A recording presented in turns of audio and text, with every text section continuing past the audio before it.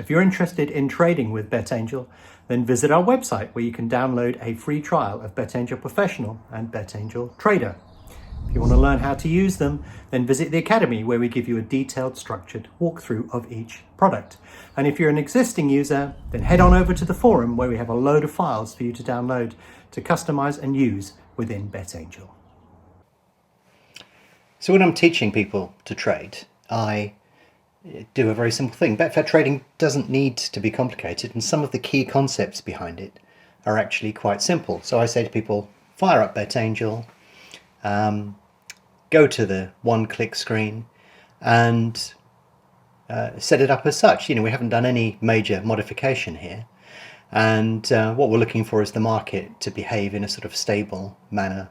We're looking at the microcharts, hoping that we can spot something that's sort of generally moving sideways, and then we just click on the make market button. You can see we've set stakes to £10 here, and if we click on the make market button, what you'll find is we back at the current lay price, lay at the current back price, and then if both of those positions get matched, we will make a profit. So we just have to sit here, wait for these orders to get matched. So you can see our order at 9.6 is just sat over here, and when that gets matched, we will actually get a profit. And the reason that we're doing this is we're just basically, as the name suggests, we are making a market. We're basically just putting two trades into the market with the intention of both of them getting matched. So we're not making a decision on direction, we're not doing anything clever.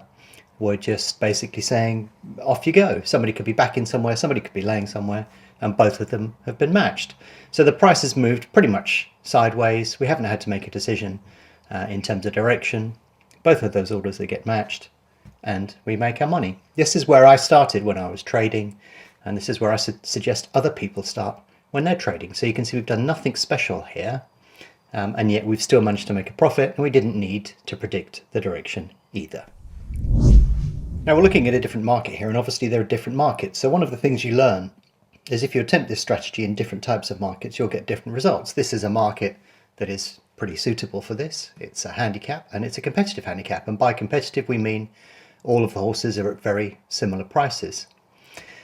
But the reason that we profited on that previous trade is because we backed at the current lay price. If you have the screen set up like this, you can see back prices here and lay prices here, but in order to get the benefit of being able to match despite the fact that there is no movement or any predominant trend in the market, you need to be able to offer to the market not to take a price. In its current configuration, if we click here, we would back first and have to lay at this price, or we lay first and then have to back at that price.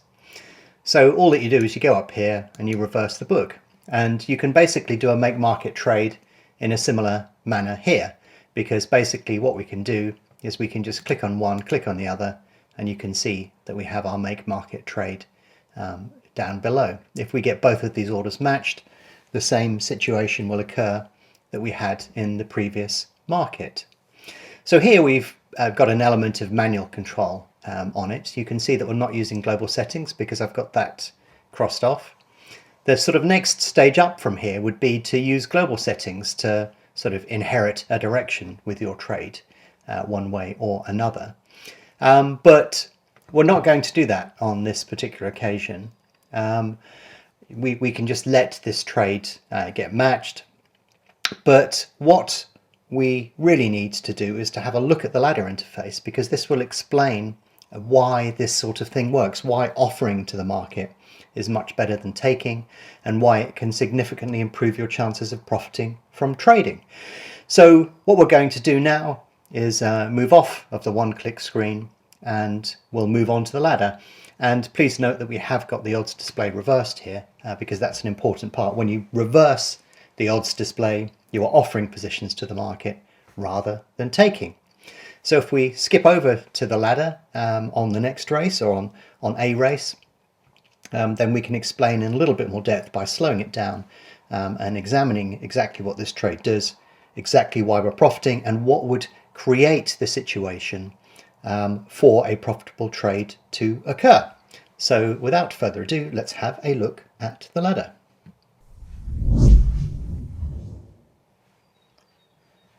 So we're looking here at a race on the ladder, I haven't modified much on the ladder. Obviously we reversed the odds display.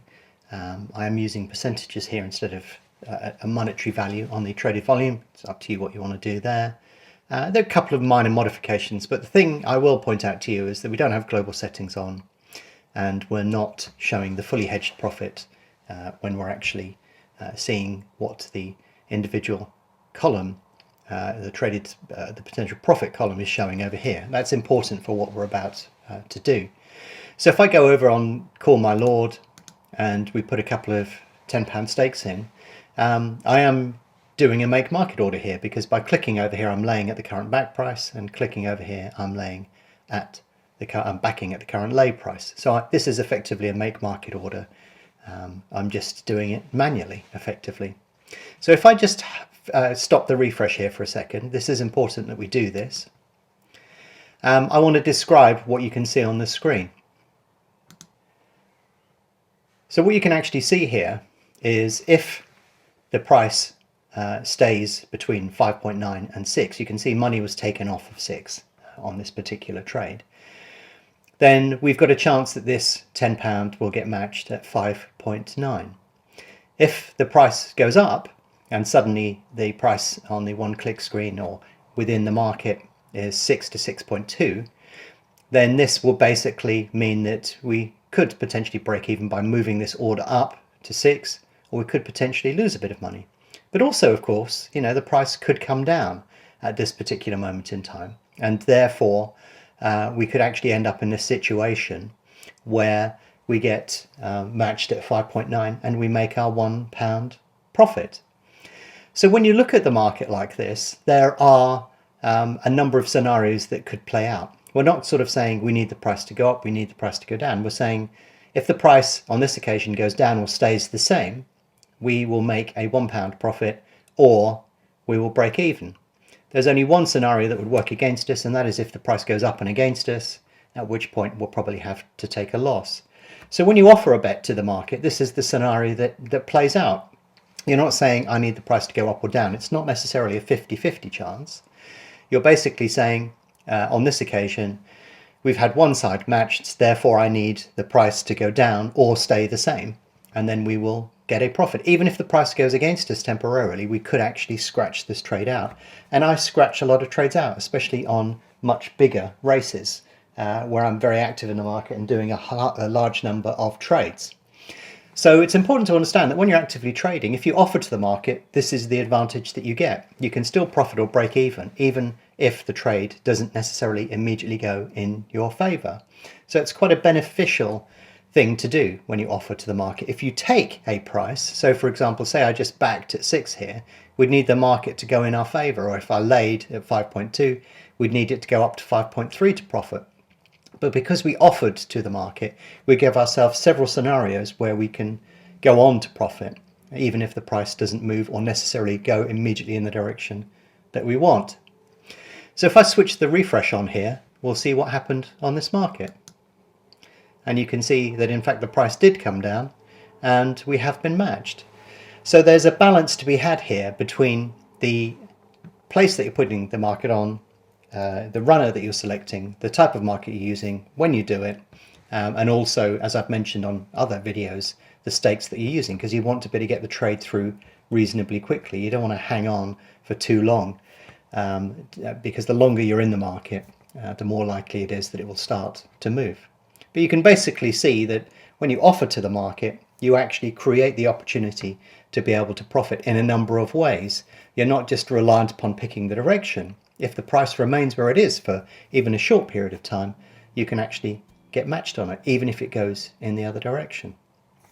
But you can only really do this if you have the odds display set to reverse. So you can set it to reverse. That will flip the ladder around from its normal configuration that we see here. And by reversing the book, you actually, whether it's on the one-click screen or the ladder, you give yourself the option to profit from a couple of different scenarios. And that makes a huge difference in the long term. So I have a preference for offering positions into the market, but maybe in a fast-moving market, I may not choose to do that if I'm looking for a much longer move. But if I'm putting small orders into the market at relatively small offsets, or I'm scalping or doing something like that, then I will always offer a position to the market, because that gives you several chances to profit and several scenarios that could play out in your favor.